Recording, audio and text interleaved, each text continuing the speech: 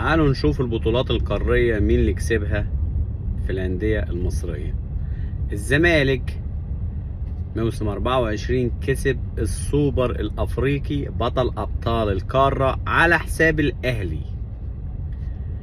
موسم 25 بيراميدز كسب بطولة أفريقيا على حساب صن داونز اللي خرج الأهلي من نصف النهائي. الأهلي الفترة دي عامل صفقات معدية مش هقول مليار دولار، مليار جنيه، 2 مليار أقل شيء، يعني ده أقل ما فيها، يعني 2 مليار، يعني صفقات مليارية زي ما بيقولوا. إيه اللي كسبه الأهلي؟ إيه اللي كسبه؟ ما كسبش حاجة. يقول لك كسبنا الدوري، لا، الدوري هو ما كسبوش، هو بيحاول يسرقه، بيحاول ينتشه كعادة الأهلي، لأن هو ده تاريخ الأهلي. مفيش حاجة اسمها بيكسب، الأهلي ما بيكسبش، الأهلي بيسرق فقط. طول تاريخ الأهلي، خلينا نكون واقعيين، الأهلي ما بيكسبش بطولة.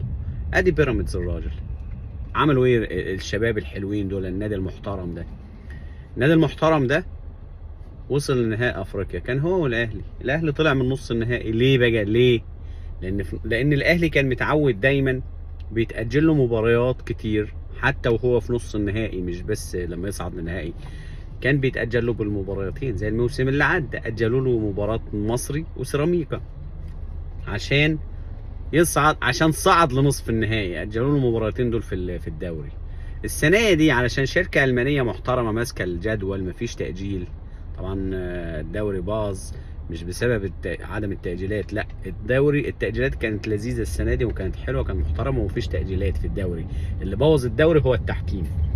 لكن الأهلي ليه ما قدرش يكمل ويوصل لنهائي أفريقيا؟ لأن مفيش تأجيلات في الدوري زي كل سنة ما كانوا بيعملوا له، كانوا بيأجلوا له مش بس بالماتشين، ده كان عشان يصعد لنصف النهائي كانوا بيأجلوا مباراتين، لكن لما يصعد للنهائي كان حدث ولا حرج المعلم عامر حسين الله يخرب بيته كان بيأجل له بال90 يوم ويبوظ الدوري والمسابقه كلها عشان خاطر الاهلي، ويرجع الدوري برضه ياخد الدوري، يرجع الاهلي برضه ياخد الدوري زي ما تعرفش، بيوزعوها له بطريقه معينه والحكام تسنده ويقول لك ده ممثل مصر وممثل مش عارف القاره، والكلام العبط اللي بيكذبوا بيه على الناس والناس بتصدق.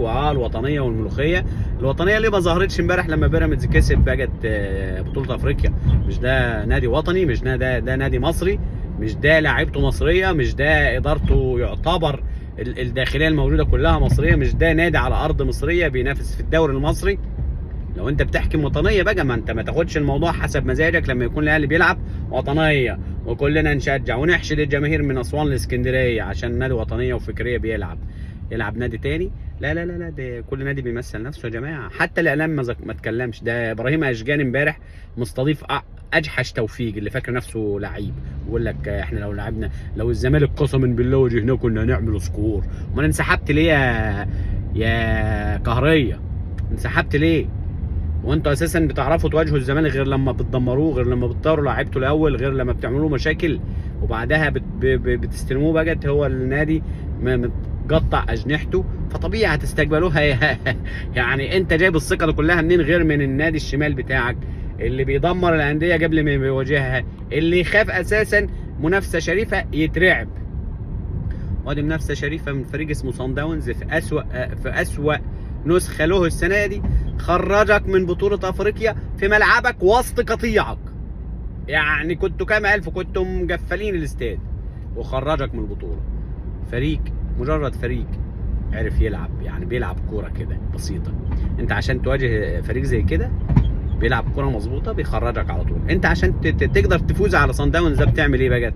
زي ما فزت عليه قبل كده، نتجت المدرب بتاعه واثنين لعيبه، احسن اثنين لعيبه، وقعدت معاهم قبل البطوله فلعبت في ودانهم. هو ده شغلك، هي دي بطولاتك. انت ما بتكسبش بطولات، انت بتسرق بطولات بالفلوس وبالشغل الشمال، والتاريخ كله معروف. كل بطوله هاتها راجعها هتلاقي التحكيم شغال الله ينور، زي السنه دي الدوري ده اللي انت بتحاول تسرقه حتى بحكم محكمه بتحاول تلتف عليه انت والاتحاد المكوس والرابطه المكوسه رابطه الجرجير المعرصه، انتوا بتحاولوا كلكم مع بعض كده تكوسوا الموضوع مع الفيفا. تكوسوه ازاي عند الفيفا؟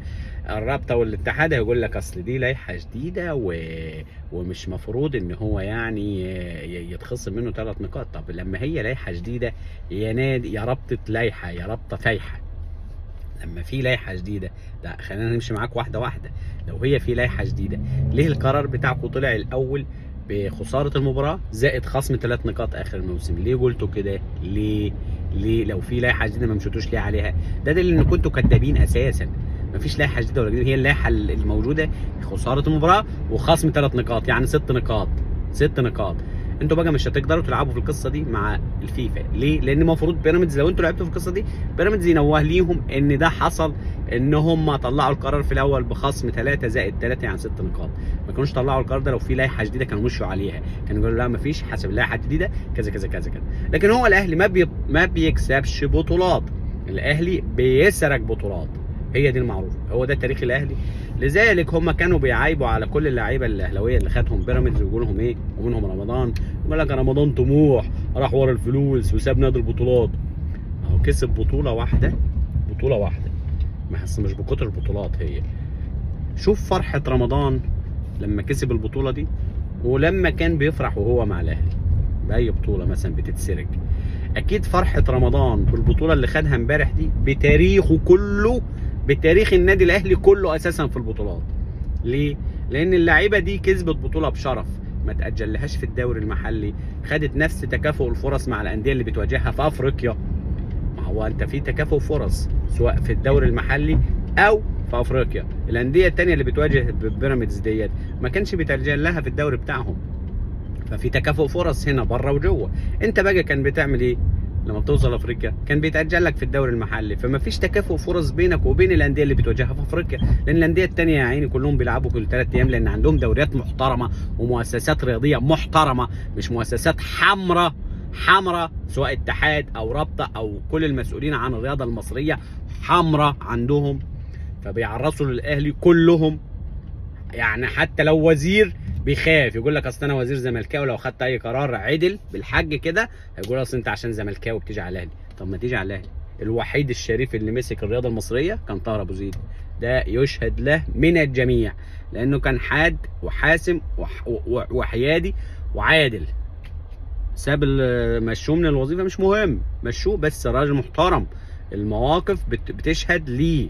الموقف ده لوحده لو كان اتشال حتى في نفس اليوم بعدها بساعتين، بس اسمه شاف ان في مخالفات عن النادي اللي هو طالع منه واقر اللائحه عليه. ما قعدش بقى يقول لك لا اصل انا ما ينفعش اعمل كده، الاهلي لازم اعرص له، لازم ما رضيش يعيش معرص. لكن في كتير تاني بيرضوا يعيشوا معرصين عادي، مفيش مشكله. ما عندوش الحاج ده، لا الحاج ده خليه، اصلا الناس هتيجي عليا.